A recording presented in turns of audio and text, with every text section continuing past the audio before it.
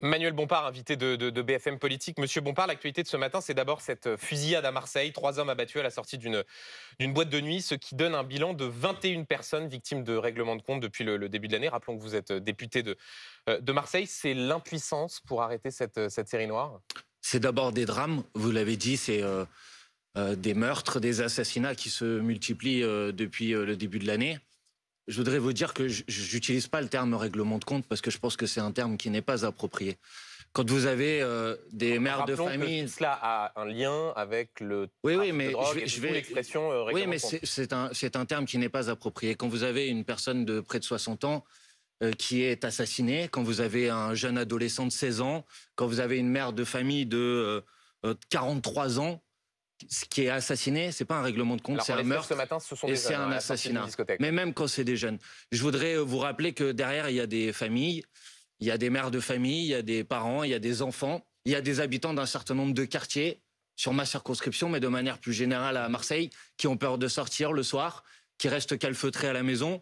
Et ça, c'est une réalité concrète. Et face à ça, je déplore, pas une impuissance, mais je pense... un manque d'investissement dans ce qui devrait, de mon point de vue, être la priorité.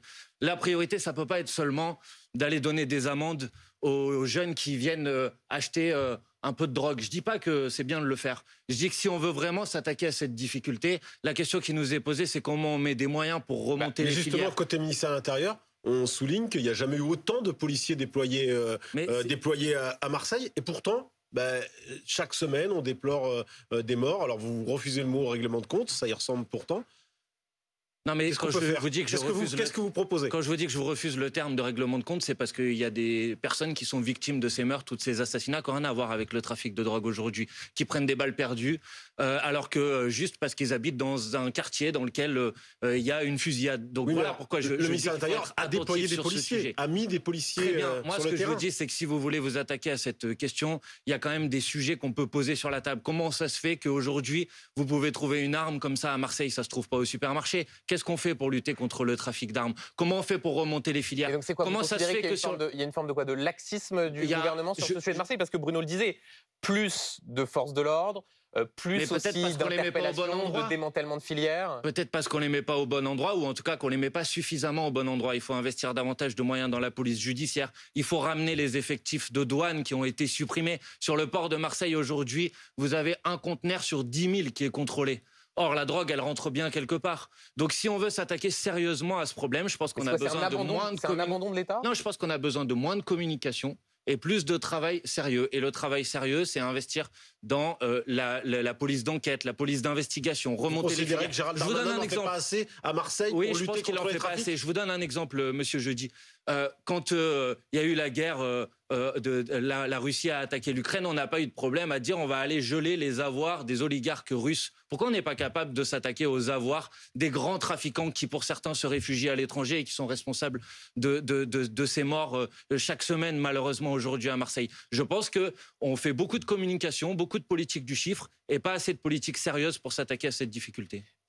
Un mot, Manuel Bompard, sur la situation internationale. Le G7 s'est terminé ce matin et le président américain Joe Biden a annoncé une nouvelle aide militaire à l'Ukraine après une annonce majeure vendredi, un feu vert pour la livraison d'avions de chasse américains, des F-16, par ses alliés à l'Ukraine. C'est-à-dire, ce n'est pas les États-Unis directement, mais c'est ceux qui avaient acheté des F-16 qui pourront donc en livrer à l'Ukraine. Question simple, est-ce que vous soutenez cette annonce, ce tabou qui s'est levé de la part du président américain? Écoutez, c'est une décision américaine. Moi, il ne m'appartient pas de commenter cette décision américaine. Vous l'avez dit vous-même, ils donnent un feu vert. En même temps, ils disent que ce n'est pas eux qui vont livrer ces avions. Oui, mais c'est important, parce que jusque-là, c'était une sorte de ligne rouge. Cette ligne rouge n'existe plus. Je suis député français, j'écoute ce que dit le président de la République, Emmanuel Macron. Et j'ai entendu que le président de la République, Emmanuel Macron, pour l'instant, dit qu'il veut faire preuve de prudence sur le sujet. Mais il annonce quand même une formation, que la France va aider à la formation de pilotes ukrainiens. J'ai vu ce qu'il avait dit, mais il n'a pas parlé, lui, de livrer, par exemple, des avions français à ce stade. Vous seriez favorable?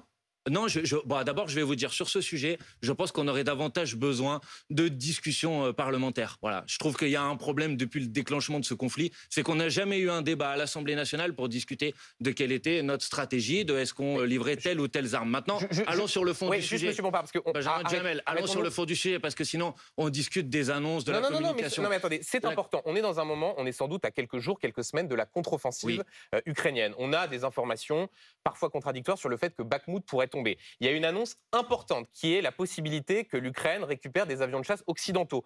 Est-ce que vous vous en félicitez? Par exemple, un membre de la NUPES, Raphaël Glucksmann, député européen, disait qu'il faut faire lever ce tabou.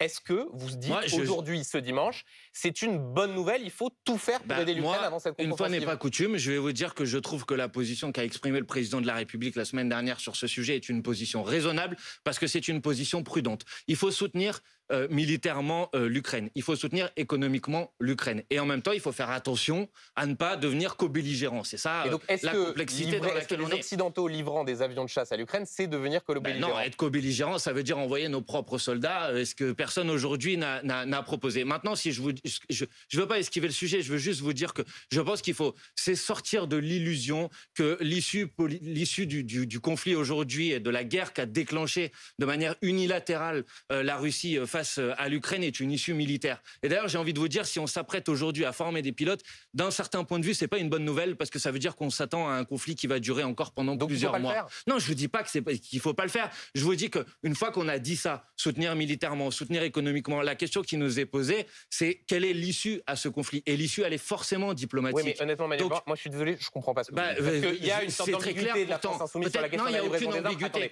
En mars 2022, c'est au moment du déclenchement de la guerre en Ukraine, c'était il ne faut pas en livrer. Ensuite, vous évoluez. Après, vous dites oui, il faut qu'il y ait un débat au Parlement. Est-ce que oui ou non, il faut continuer à aider militairement l'Ukraine? Je vous ai répondu, donc si vous ne m'écoutez pas, je sais pas, mais je viens de vous dire oui, il faut soutenir économiquement, il faut soutenir militairement l'Ukraine. Mais j'ai le droit de vous dire que je considère que faire croire aux gens que l'issue à ce conflit est une issue militaire me paraît être une erreur. Et que si on veut sortir de cette situation, ça passe par l'intensification des relations diplomatiques. Et de ce point de vue-là, par exemple, hier, il y a une bonne nouvelle. Le fait que l'Inde dise qu'elle va mettre son poids pour essayer de parvenir à un accord de paix, c'est une bonne nouvelle. Et en même temps, je trouve qu'on envoie des signaux contradictoires. Que hier, le G7 publie un communiqué pour s'en prendre à la Chine, alors qu'on sait très bien qu'on a besoin aussi des efforts chinois pour essayer d'arriver à un plan d'aide. Vous êtes plutôt du côté de la Chine face aux autres pays? Non, je ne suis pas du côté de l'un ou de l'autre, je suis non aligné. Je pense juste que si on veut sortir de cette situation, il faut un accord de paix. Non aligné, ça veut dire ni États-Unis, ni Chine, Inde, c'est ça? Ça veut dire rester à équidistance des différentes puissances. Donc que vous renvoyez dos à dos? Mais non, mais c'est pas que je les renvoie dos à dos, c'est que je suis pas aligné sur les intérêts de telle ou telle puissance. C'est la position assez traditionnelle de la France, Benjamin Duhamel. La question qui nous est posée ensuite, c'est comment on fait en sorte qu'on conjugue tous nos efforts pour arriver à une issue qui est forcément une issue diplomatique. Voilà, ça me paraît assez raisonnable de dire ça pour que la guerre s'arrête le plus rapidement possible. Le soutien de la France à l'Ukraine, il s'est exprimé d'une autre manière ce week-end. Le président ukrainien Volodymyr Zelensky s'est rendu au G7 qui se tient en ce moment au Japon dans un avion de la République française. Est-ce qu'en voyant ces images, vous vous êtes dit, c'est un beau symbole? C'est surtout une opération de communication, mais pourquoi pas? Ça lui a permis de se rendre au G7 et d'échanger. Je pense qu'il aurait pu y aller, mais ça ne me pose pas de difficulté. Je veux pas donner, ça ne me pose aucune. C'est d'ailleurs eux qui l'avaient demandé. Ça ne me pose aucune difficulté, mais si vous voulez, là, je trouve qu'on discute un petit peu des choses qui sont un peu anecdotiques. Excusez-moi de vous le dire. Si on veut sortir de cette situation, je rappelle que c'est un conflit. C'est un conflit dans lequel il y a déjà de se rendre au G7 pour. Non, mais je vous ai dit que ça ne me posait pas de difficulté, mais je veux dire, on parle d'un conflit militaire dans lequel il y a des centaines de milliers de morts. La question qui nous est posée, c'est comment on y met un terme le plus rapidement possible. Et pour y mettre un terme le plus rapidement possible, personne ne peut considérer que ça terminera ni par une victoire militaire de la Russie, ni par une victoire militaire de l'Ukraine. Donc il faut construire un plan de paix. Et construire un plan de paix, ça nécessite d'intensifier nos relations diplomatiques et de faire en sorte de pouvoir le faire avec l'ensemble des puissances. Ça sert aussi à ça, le G7, justement. Le fait que Volodymyr Zelensky aille au G7 fuse dans l'avion de la République française, ça sert à bâtir éventuellement des hypothèses de paix. Le G7, c'est un club du passé, un club oligarchique, qui vise à contourner ce qui est normalement la règle en matière de législation et de relations internationales, c'est-à-dire l'ONU, et dans lequel il y a un certain nombre de pays qui sont évacués, alors qu'ils peuvent jouer un rôle majeur pour construire ce plan de paix. Moi, ce que je vous dis, c'est qu'on doit intensifier et discuter avec tout le monde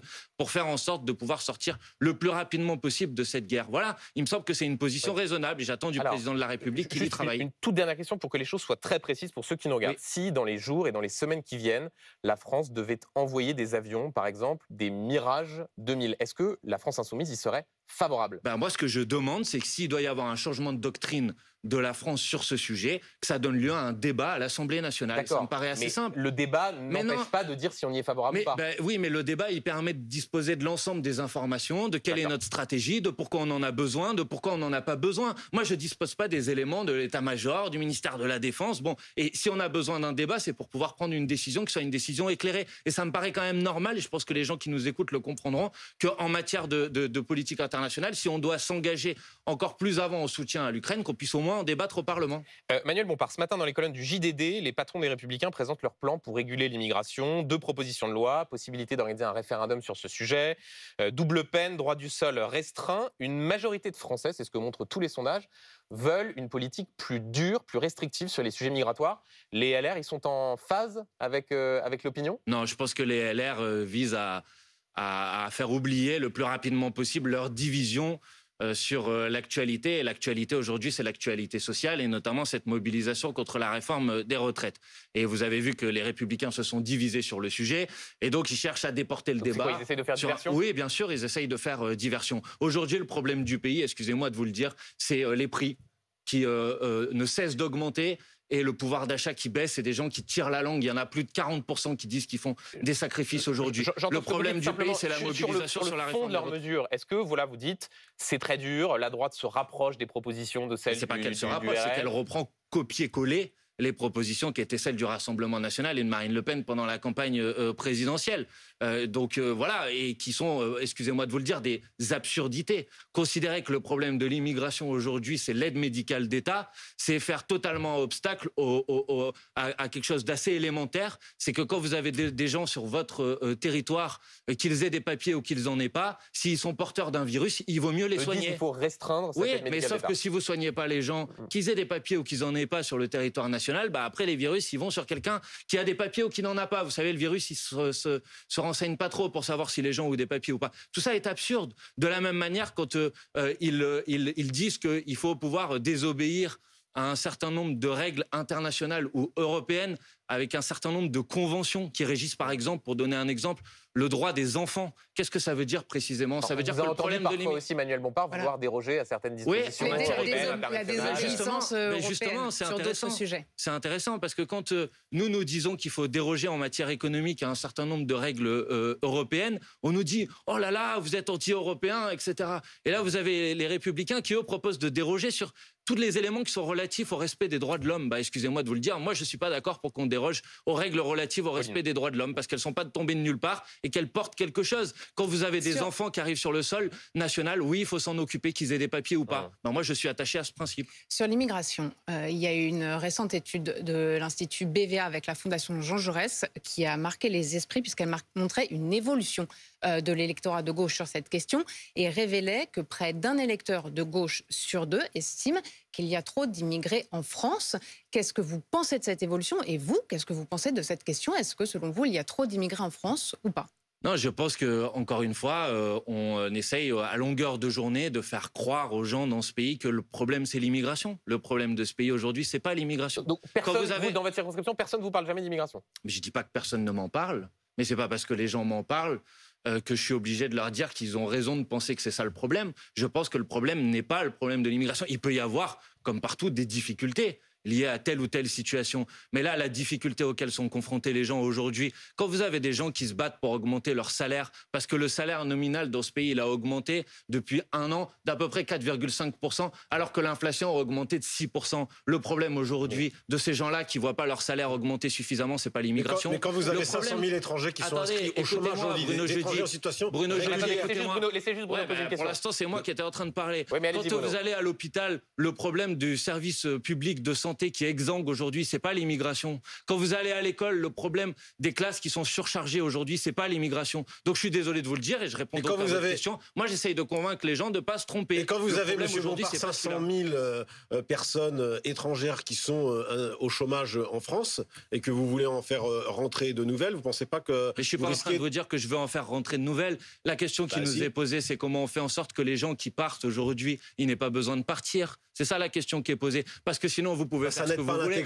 Ça n'aide pas à l'intégration des étrangers qui vivent sur notre territoire, qui vivent sur notre territoire, que de ne pas vouloir régler le problème du chômage des 500 personnes. Et si vous allez en ajouter de nouvelles? Non, mais attendez, moi, je suis pour régler le problème du chômage. Je ne sais pas pourquoi vous me faites dire ça. Ce que je suis en train de vous dire, c'est que si vous croyez que vous allez vous attaquer sérieusement à cette difficulté en multipliant les suppressions gadgets type on va supprimer l'aide médicale d'État, etc. Comme si les gens qui partent aujourd'hui de leur pays, ils viennent parce qu'ils pensent qu'ici, ils vont être soignés. C'est absurde. Sur le sujet de l'immigration, à votre place, François Ruffin, il y a quelques semaines, disait « Moi, je ne suis pas favorable à des filières d'immigration de travail. Je ne veux pas qu'il y ait davantage d'immigrés qui viennent travailler. Je ne veux pas organiser une filière comme celle-là. » Est-ce que vous êtes d'accord avec François Ruffin? Mais moi, je ne suis pas pour des filières d'immigration par le travail. Ça n'a jamais été notre position. La question qui nous est posée, j'étais en train d'essayer de vous répondre de manière sérieuse. C'est comment on fait en sorte que les gens qui partent aujourd'hui n'aient pas besoin de partir. Donc comment on s'attaque aux politiques qui les mettent sur la route. Donc comment on s'attaque à la question du changement climatique, parce que les réfugiés climatiques, ça va monter en puissance de manière très importante dans les prochaines années. Comment on s'attaque aux conflits militaires, comment on fait en sorte de mettre un terme à un certain nombre d'accords économiques entre l'Union européenne et un certain nombre de pays pauvres aujourd'hui qui appauvrissent les économies de ces pays pauvres. C'est ça la question qui est posée. Après, une fois que les gens sont sur la route, une fois que les gens arrivent sur le territoire national, vous les accueillez dignement, vous faites en sorte que leurs enfants puissent être éduqués, vous faites en sorte qu'ils ne dorment pas dans la rue. Il me semble que les gens aujourd'hui dans ce pays, bien sûr qu'ils peuvent parfois être confrontés à des difficultés, mais en même temps ils comprennent l'idée qu'il faut faire preuve aussi d'humanité. Donc il ne faut pas durcir. Par exemple, si vous étiez au pouvoir, quand un clandestin est touché par ce qu'on appelle une OQTF, une obligation de quitter le territoire français, est-ce qu'il faut la faire appliquer? Est-ce qu'il doit quitter le pays, ou est-ce qu'au contraire vous dites qu'il faut régulariser? Mais Benjamin Duhamel, pourquoi les territoire. OQTF ne sont pas appliquées aujourd'hui? Pourquoi? Elles ne sont pas appliquées parce que les pays, souvent, ne veulent pas accepter. Donc, qu'est-ce que vous allez faire quoi? À part essayer de discuter avec les pays. Par exemple, les Républicains, dans les colonnes du JDD, disent qu'il faut qu'on corrèle l'aide au développement à l'acceptation des pays. Et vous pensez que c'est très intelligent de faire ça? Vous pensez que des pays aujourd'hui dans lesquels il y a des difficultés économiques, vous allez régler le problème en leur disant on vous coupe l'aide au développement pour faire en sorte que vous puissiez avoir un modèle et un système économique qui fonctionne mieux? Enfin, tout ça est absurde, ça n'a pas de sens. Donc, il faut s'attaquer aux causes qui génèrent les migrations. Après, une fois que les gens sont sur le territoire national, il faut faire en sorte de les prendre en charge dans des bonnes conditions. Vous n'avez pas d'autre option que celle-là. Donc, je crois que les Républicains, en réalité, font de l'agitation. D'ailleurs, la preuve, c'est qu'ils déposent une proposition de loi constitutionnelle, alors que vous savez très bien qu'une proposition de loi constitutionnelle, pour qu'elle puisse être adoptée en France, il faut qu'il y ait un référendum. Et ils n'ont pas le pouvoir de convoquer un référendum. Donc, il faut de l'agitation pour changer de sujet et essayer de faire oublier leur division sur la réforme des retraites. Une question de Pauline sur l'écologie. Oui, parce que vous parliez à l'instant de la crise climatique. Le ministre de la Transition écologique, Christophe Béchu, il en parle aussi ce matin et il explique la façon dont le pays doit s'adapter à des événements extrêmes. Il présente un scénario qui est pessimiste, qui fait froid dans le dos, plus 4 degrés à horizon 2100. Vous avez souvent dénoncé le déni climatique du gouvernement. Est-ce que vous dites, enfin, un peu de lucidité? Non, mais vous avez vraiment très envie que je leur donne des bons poins. Mais on vous pose des questions. Vous posez des questions. Vous répondez comme vous voulez. Vous l'avez fait vous-même sur l'Ukraine. Ça, c'est certain que je vais vous répondre comme je veux. Le déni climatique, il est toujours là. Enfin, le sujet, c'est pas de dire qu'il y a un scénario à 4 degrés et de s'en inquiéter. Les esprits, c'est de nature à marquer les esprits. Oui, d'accord, mais moi, marquer les esprits, ça fait longtemps que les esprits sont marqués. Maintenant, la question qui nous est posée, c'est qu'est-ce qu'on fait concrètement? Et ça vous aura pas échappé que ça fait maintenant 6 ans qu'Emmanuel Macron est au pouvoir, que sa politique a été pointée du doigt à plusieurs reprises, notamment on lui a reproché une inaction climatique et environnementale. Et de ce point de vue-là, on a régulièrement des sorties pour dire c'est très important l'écologie. Elle concernait les années, c'est ce qu'il répond. Oui, mais le Conseil d'État, ça ne vous aura pas échappé qu'il y a quelques semaines de ça, le Conseil d'État a à nouveau pointé du doigt la France en disant attention à votre inaction en matière climatique et environnementale. Voilà. Donc maintenant, sur le fond, parce que la question, c'est pas de savoir s'il y a déni ou pas déni, la question, c'est qu'est-ce qu'on fait? Bon, qu'est-ce qu'on fait? Je vous donne un exemple. Dans les discussions budgétaires qui ont eu lieu au mois de décembre dernier, les oppositions la NUPES en particulier, nous avions fait voter des amendements. Ils avaient été votés par une majorité des députés à l'Assemblée nationale pour consacrer 10 milliards d'euros à la rénovation thermique des logements, pour l'efficacité énergétique. On avait fait voter un amendement de 3 à 4 milliards d'euros pour investir dans le développement des lignes ferroviaires. Le gouvernement est arrivé, il a fait 49.3, il a supprimé l'ensemble de ces amendements. Ça, vous voyez, c'est pas du déni ou de la prise de conscience, c'est de la réalité concrète. Disait que la filière sur la question de la rénovation thermique des bâtiments, la filière n'était pas prête à accueillir autant d'investissements. D'accord, mais ça fait 6 ans qu'ils sont au pouvoir, monsieur Duhamel. Non, mais c'était la réponse. Bon, et franchement, prenons juste cet exemple-là. La rénovation thermique des logements. Excusez-moi, donnez-moi un argument, essayez de me faire comprendre comment ça se fait qu'on n'avance pas plus vite sur ce sujet. C'est un sujet qui est gagnant pour tout le monde. Vous décidez d'investir dans la rénovation thermique des logements, vous avez des difficultés sociales liées à des passoires énergétiques qui s'estompent. Vous avez du boulot pour le secteur du bâtiment, ça crée des emplois, ça crée du travail. Vous avez un impact positif sur le climat. Pourquoi on ne va pas plus vite sur ce sujet ? Il faut des moyens sur ce sujet parce que ça coûte extrêmement cher et que les particuliers n'ont pas tous les moyens de faire donc il faut des moyens. Donc il faut des moyens, donc il faut investir sur le sujet. Une question de Bruno sur les annonces de demain. Manuel Bompard, Elisabeth Borne présente demain ces mesures pour la planification écologique afin de baisser les émissions de CO2. Son entourage dit vouloir demander un petit peu aux petits et beaucoup aux gros. Ça va dans le bon sens ou pas, ça ? On va voir ce que ça veut dire. Oui, en tout cas, cette phrase un petit peu. Moi, chat échaudé craint l'eau froide. Hein, donc, je verrai quelle est la nature réelle des propositions qui sont faites. Mais oui, en matière de changement climatique, il est évident que les plus gros pollueurs, les plus riches de ce pays, sont ceux qui doivent contribuer le plus. Ça me paraît être une évidence. Donc, comment on fait ? On met en place des politiques de sobriété énergétique et on s'attaque en particulier aux consommations qui sont ostentatoires. Par exemple, donnons un exemple. En matière d'eau, on sait qu'on va être confronté à des difficultés de sécheresse. Ça commence maintenant. On est en avance par rapport aux années précédentes. Il faut s'attaquer aux surconsommations. Est-ce qu'il faut, par exemple, interdire les piscines individuelles ? Non, mais prenez pas... C'est toujours le même sujet. Dès qu'on commence à parler de ça, on essaye de... Oui, je vais donc vous répondre. On essaye de prendre le sujet qui va faire peur à tout le monde. Donc, je ne vais pas tomber dans votre piège. Non, mais vous ne me répondez pas. Si, je vous réponds. Donc, il ne faut pas les interdire. Je vous propose quelque chose. Je vous dis qu'il faut mettre en place une tarification progressive sur l'eau. C'est-à-dire que les mètres cubes qui sont indispensables à la vie, ceux qu'on a besoin pour se brosser les dents, boire, se laver, ceux-là, ils doivent être gratuits. Et puis ensuite, quand vous allez consommer davantage... Il y a des expériences qui sont menées dans quelques Voilà, il y a un certain nombre de communes qui ont mis en place... dans le plan on en est où ?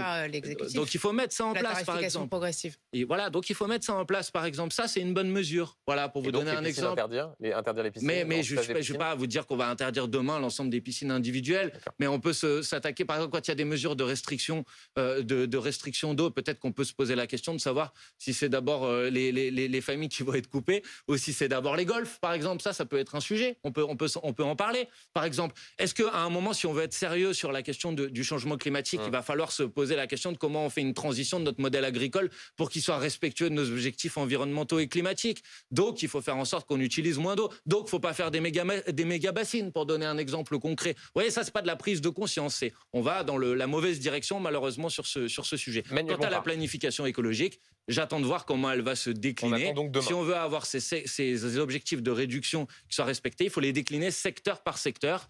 Et c'est ça que j'attends de la planification écologique que nous appelons de nos voeux depuis des années et des années. Manuel Bompard, la semaine a été marquée par un débat autour de la violence en politique, du climat actuel, des responsabilités des uns et des autres. On va essayer de prendre les choses point par point.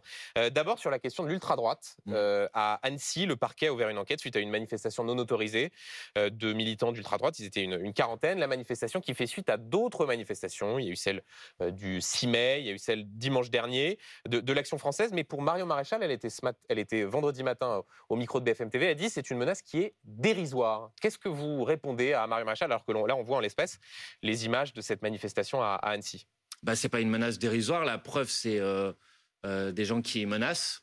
C'est des gens qui incendient des domiciles. Je pense à celui du maire de Saint-Brévin en Loire-Atlantique. On ne sait pas si... Les menaces, on sait d'où elles viennent, non? Les menaces, on sait d'où elles viennent, effectivement. Alors, vous avez raison. Sur l'incendie, on n'a pas encore déterminé qui c'est. Par contre, ceux qui ont attaqué 3 militants de la France Insoumise à Lyon cette semaine, c'était bien des gens d'extrême droite. Voilà, pour vous donner un exemple concret. C'est des gens qui frappent, c'est des gens qui menacent, c'est des gens qui tabassent dans la rue, c'est des gens qui lynchent. Voilà, et donc c'est une menace qui est une menace extrêmement dangereuse et contre laquelle malheureusement le pouvoir en place a pendant de nombreux mois et de nombreuses années fait comme si ça n'existait pas. Et même pire, a eu un agenda politique qui était un agenda politique de banalisation de l'extrême droite et de diabolisation de la NUPES. Quand M. Darmanin dit à Mme Le Pen qu'elle est trop molle, ou quand Elisabeth Borne, la semaine dernière, dit que la NUPES est plus dangereuse que le Rassemblement national, elle contribue à banaliser les idées du Rassemblement national. Là, en l'espèce, on parle de manifestations qui, d'ailleurs, pour certaines, ont été... il y avait une volonté d'interdire, pour certaines, avec des arrêtés préfectoraux qui parfois étaient cassés par la justice administrative. Qu'est-ce que peut faire le gouvernement de plus que de dire, quand il y a ce type de manifestation, on essaye de les interdire, mais si derrière la justice ne veut pas, c'est le droit qui s'applique. D'abord, avant qu'il y ait la volonté exprimée par le gouvernement de les interdire, il y a eu un certain nombre de manifestations qui, elles, il n'y avait pas eu d'arrêté d'interdiction. C'est ensuite parce que le ministre de l'Intérieur, M. Darmanin, a été interpellé sur le fait qu'il y a eu des manifestations dans Paris de l'ultra-droite, qu'ensuite il a dit on va essayer de prendre une mesure pour les interdire. Et il y a la justice qui fait respecter un certain nombre de règles constitutionnelles, je le comprends. Bon, donc je dis juste qu'il me semble que pendant des mois et des mois, le pouvoir en place a contribué à banaliser les idées d'extrême droite, à faire comme si elles n'étaient pas dangereuses. Et je pense qu'il porte une responsabilité dans la montée de ces tensions. Voilà, tout simplement. On parlait de ce qui s'est passé à Saint-Brévin à l'instant. Cette semaine, le maire de Saint-Brévin a confirmé que sa décision de démissionner était définitive. Rappelons que sa maison a été incendiée, qu'il avait subi des pressions, une opposition extrêmement virulente contre l'installation d'un centre pour demandeurs d'asile. Suite à cette affaire, le gouvernement a annoncé un renforcement des sanctions contre ceux qui s'en prennent aux élus. Est-ce que ces annonces sont suffisantes selon vous? Est-ce que ça va assez loin pour régler ce problème ou est-ce qu'il faudra faire plus? Non, mais d'abord, il faut regarder ce qui s'est passé. Et ce qui s'est passé, c'est que le maire de Saint-Brévin, c'est pas seulement moi qui le dis, il le dit lui-même, a été abandonné.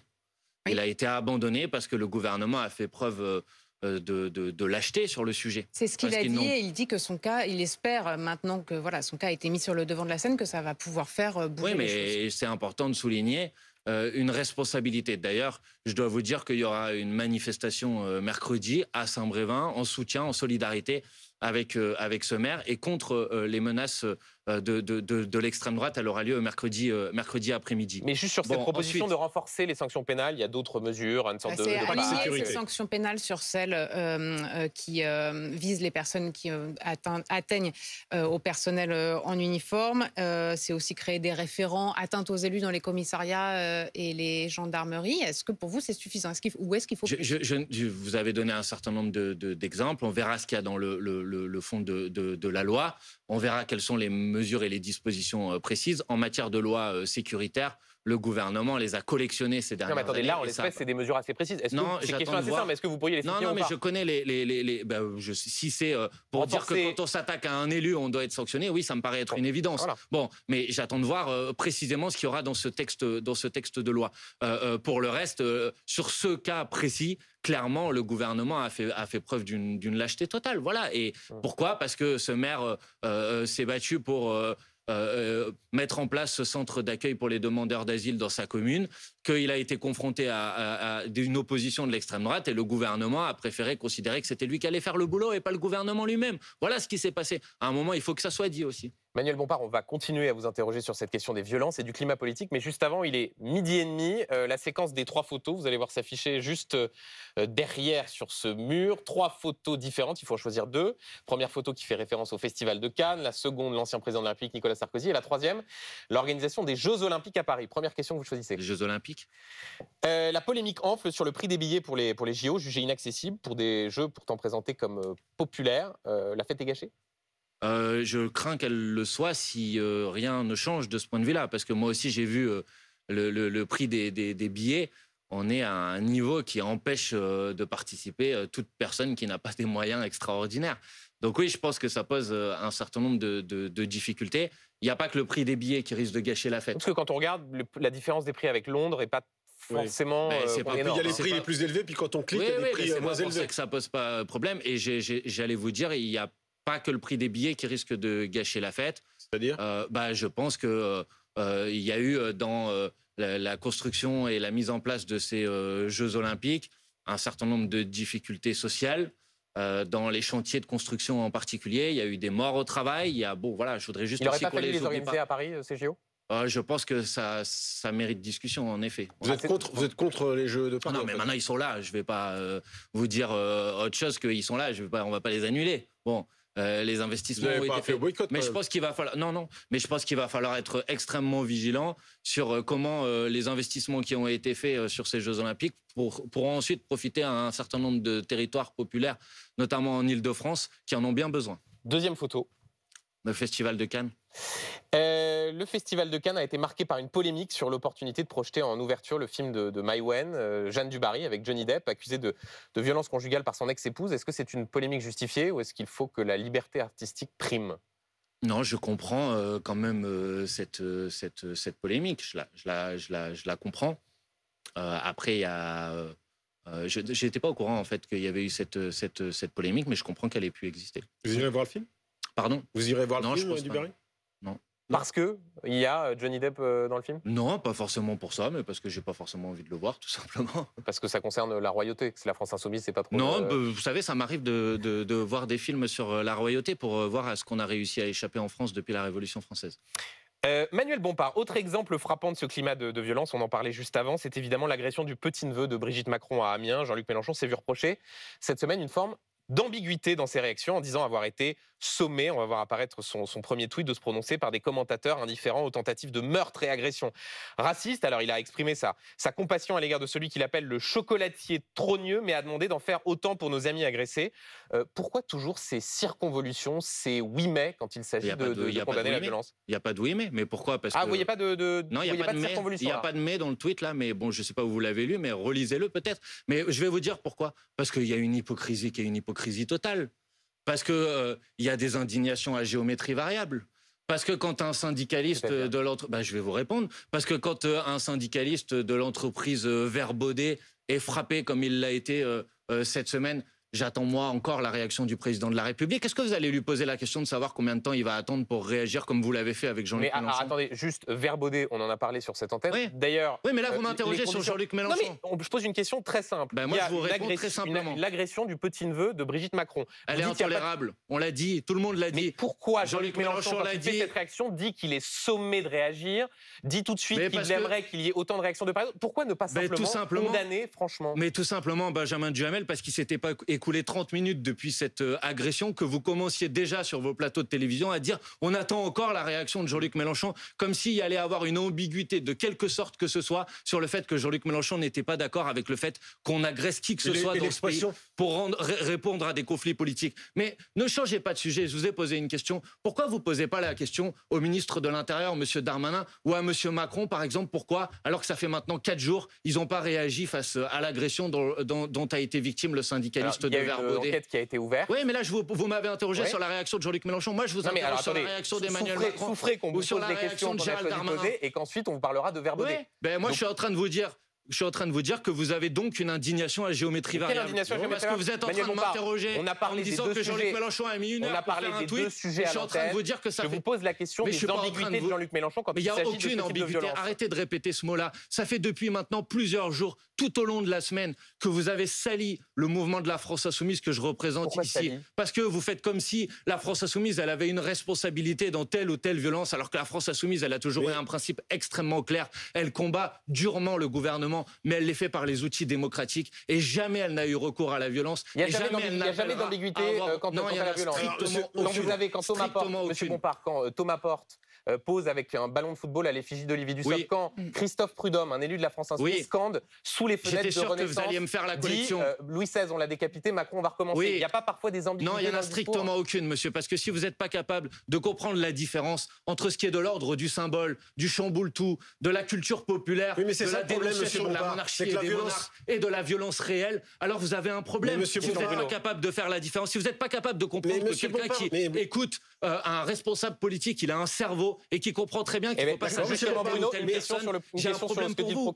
Mais justement, monsieur Bompard, alors le procureur d'Amiens, Le procureur Damien, qui, donc vous le savez, les suspects dans cette agression ont été placés en détention provisoire en attendant leur procès. Que dit le procureur Damien? On le voit à l'écran. Il faut que cesse le bal des hypocrites, ceux qui le matin jurent qu'ils sont contre les violences, mais qui, depuis des semaines, par des propos ambigus, allument des mèches et diffusent des bombes à retardement dans la tête des individus peu structurés. Vous vous sentez visé? Non, pas du tout. Et je vais vous dire quelque chose. C'est un procureur, donc il connaît la justice. Vous êtes d'accord, hein? L'incitation à la violence, l'appel à la haine, c'est des délits. Vous êtes d'accord? Donc si quelqu'un ici considère que tel ou tel acte de tel ou tel élu de la France insoumise est une incitation à la violence, qui porte plainte et que la justice tranche sur le sujet. Mais ils ne le font pas parce qu'ils savent très bien qu'ils perdront, parce que c'est ridicule. Mais monsieur Bompard, la violence On symbolique. n'a jamais appelé ou incité à la violence. Donc je ne vous laisserai pas. Vous incitez à la violence symbolique en tous les cas. Et la violence symbolique, ça finit aussi par de la violence tout court. Non, pas du tout. C'est ce qui s'est passé à Amiens.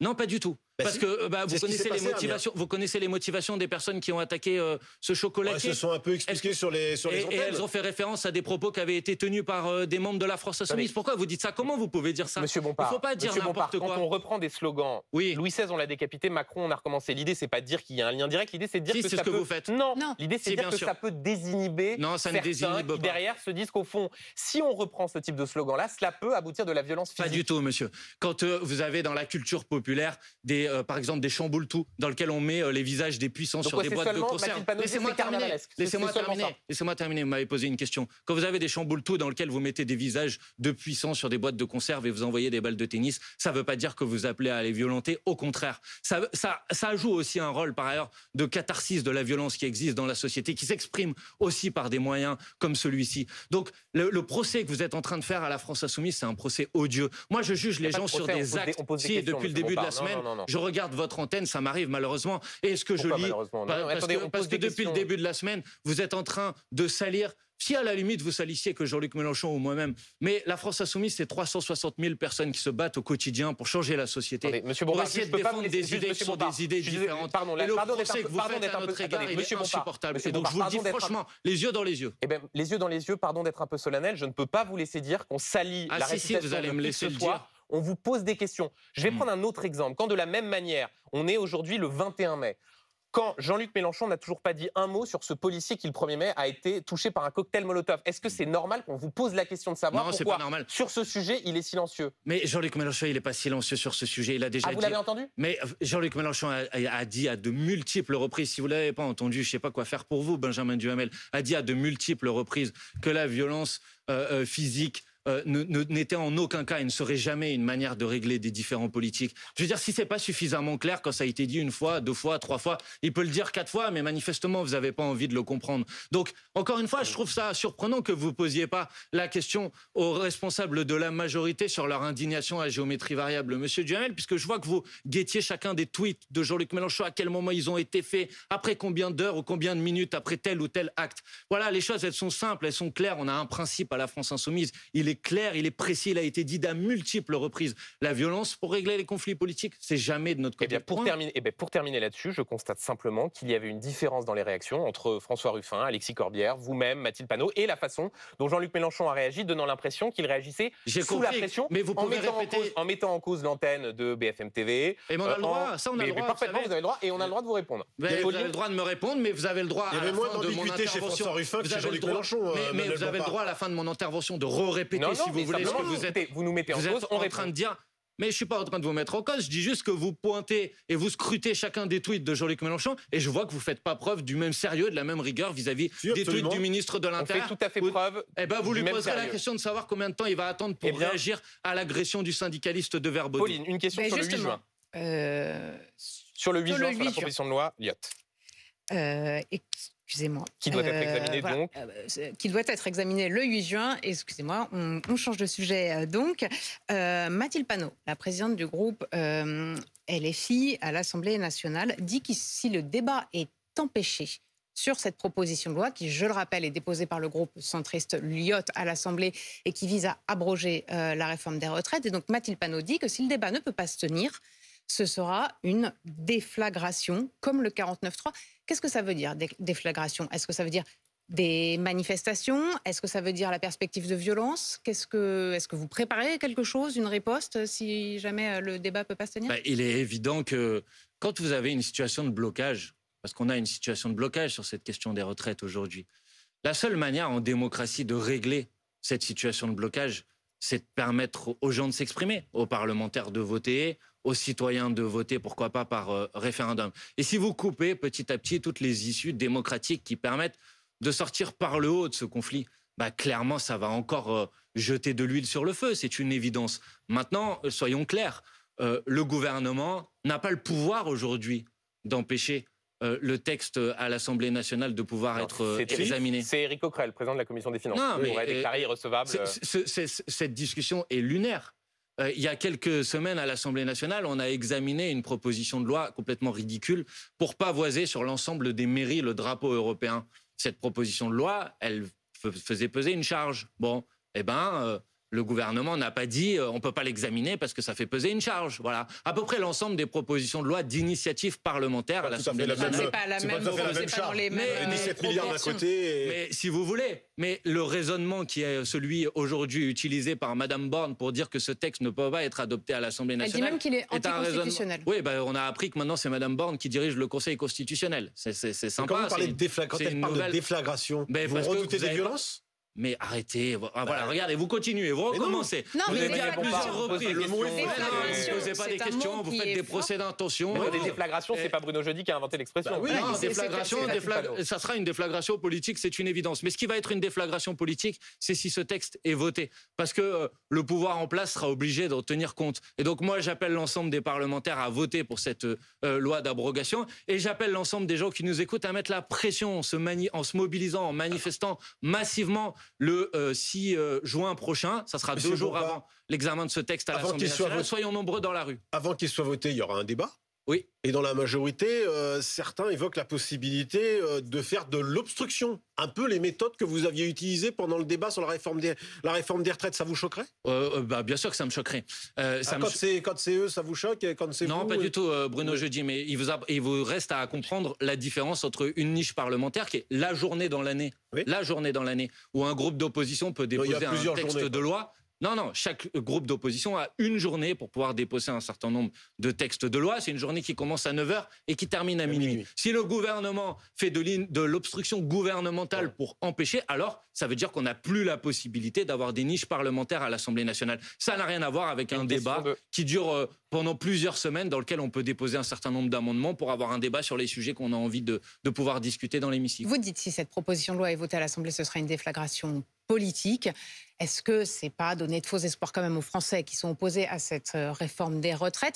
Je vous cite quelqu'un qui est pourtant favorable à ce que le débat se tienne, c'est Laurent Berger, le secrétaire général de la CFDT, qui lui-même reconnaît ce matin dans le JDD avoir conscience que ce texte a ses limites. Pourquoi? Parce que il semble très très invraisemblable que le Sénat donne suite et le vote, et donc ce serait finalement, on s'en tiendrait à un vote à l'Assemblée nationale. Ah bon? Mais vous connaissez quand même ici les institutions de la Ve République. Oui. Vous savez que c'est quand même l'Assemblée nationale qui a le dernier mot. Mais simplement, il faut qu'il y ait une inscription à l'ordre du jour. Du Sénat, d'abord, qu'il examine. Oui. La loi doit rentrer en vigueur au 1er septembre. C'est tout à fait impossible, improbable qu'au 1er septembre, la loi soit abrogée. Commencez pas, si vous voulez, je sais très Laurent bien Berger, la volonté de décourager les gens. un opposant à la réforme des retraites, et lui-même dit qu'il faut que cette PPL soit discutée, et lui-même dit avoir bien conscience de ses limites. Je vais vous répondre. Si le texte est adopté à l'Assemblée nationale, il ira au Sénat, il pourra revenir à l'Assemblée, les discussions continueront. Mais en tout état de cause, si le texte est adopté à l'Assemblée nationale, alors ça voudra dire que non seulement le texte est rejeté par une majorité des Français, encore près de 70%, plus de 90% des actifs sont opposés à cette réforme des retraites. Non seulement il est refusé par l'ensemble des organisations syndicales, mais en plus, ça voudra dire qu'il est rejeté par une majorité de députés à l'Assemblée nationale. Et oui, je pense que le gouvernement devra en tenir compte, que le gouvernement devra reculer, parce qu'à un moment, on ne peut pas passer en force tout seul contre tout le monde. Manuel Bompard, BFM TV a révélé cette semaine qu'un député insoumis, Carlos Martins Bilongo, était locataire d'un logement social tout en détenant 2 appartements depuis 2018. Logement social qu'il a quitté en 2020, mais que sa sœur a continué d'occuper jusqu'à fin 2022 tout en lui versant un loyer. Il l'a reconnu à BFM TV. Carlos Martins Bilongo dit que tout est légal, mais d'un point de vue moral, est-ce qu'il n'y a pas quelque chose de choquant à garder un logement social quand on a pu acheter 2 appartements en 2018? Non, Carlos Martins Bilongo a fait dans un communiqué, a dit quelle était la situation réelle, c'est-à-dire qu'il a occupé un logement social familial, qu'il a perdu d'abord sa mère, qu'il a ensuite perdu son père, et qu'il était dans ce logement avec sa famille, notamment avec ses sœurs, qu'ensuite il a pu acheter un autre logement, qu'il a dû faire des travaux dans cet autre logement, que quand les travaux ont été faits dans cet autre logement... Juste pour Laissez-moi terminer. Un investissement locatif et laissez-moi terminer. Il a fait des travaux dans cet autre logement, et une fois qu'il a fait ses travaux dans cet autre logement, il a essayé de voir si le logement social, le bailleur a accepté qu'il soit attribué à sa sœur. Il a engagé des démarches sur ce sujet, et quand ces démarches n'ont pas pu aboutir, alors il a quitté ce logement social à la fin de l'année 2022. 4 ans après avoir acheté ces 2 appartements. Il y a eu d'abord des travaux, et ensuite il a essayé de faire en sorte... Il y a eu 2 ans de travaux, et ensuite il a fait en sorte que sa sœur puisse occuper le logement social. Qu'est-ce qu'il fallait qu'il fasse? Qu'il mette sa sœur à la rue, monsieur Duhamel? Non. Donc il a essayé de faire en sorte... Monsieur Bompard, il y a des règles pour ceux qui nous regardent, peut-être des gens qui attendent un logement social. Quand on a les moyens d'acheter 2 appartements, est-ce qu'on peut garder un logement social, même si... Je vous ai répondu, Benjamin Duhamel, et je pense et je comprends tout à fait que dans une situation difficile comme celle qu'a vécue Carlos Martins Bilongo, qui a perdu ses 2 parents, qui s'est retrouvé à habiter avec sa sœur dans le logement social, il a essayé de trouver une solution pour sa sœur. Mais d'un point de vue moral, ça tout à fait raisonnable. Maintenant, il y a 2,5 millions de personnes laissez-moi terminer. Qui ont fait des je vais répondre à votre question, dans parce que je sais quelle est la question qui vient derrière. C'est la question de la situation du logement social. Panko, discutons-en.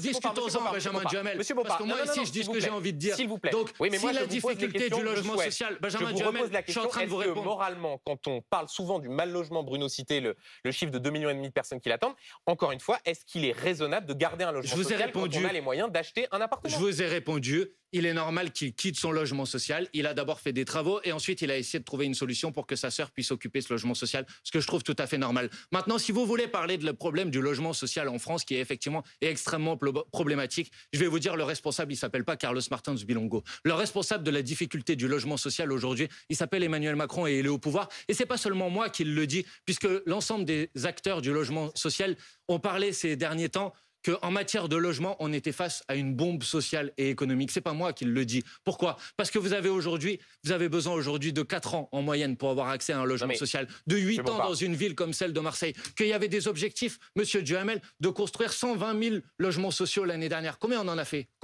Monsieur Duhamel? Combien on en a fait? De logements sociaux? Oui, on en a fait 90 000. On n'est même pas sur les objectifs qui avaient été posés. Voilà la difficulté du logement social. À aucun moment, il n'y aurait... Mais je vous ai répondu 10 fois, vous me posez 10 fois la même question. Je vais vous répondre de la même manière, Benjamin Duhamel. Tout va bien. Maintenant, puisque vous amenez le débat sur la question du logement social, je vous ai répondu. Le gouvernement en place a une très lourde responsabilité dans la difficulté auquel est confronté le secteur du logement social en France aujourd'hui. Et je mets sur la table un certain nombre de propositions. Il faut augmenter le pourcentage de la loi LRU pour faire en sorte que ça soit 30% dans les zones qui sont les zones tendues. Il faut augmenter les sanctions pour les communes qui ne respectent pas la loi. Très bien. Voilà ce qu'il faut faire en matière de logement social. Une question de Pauline.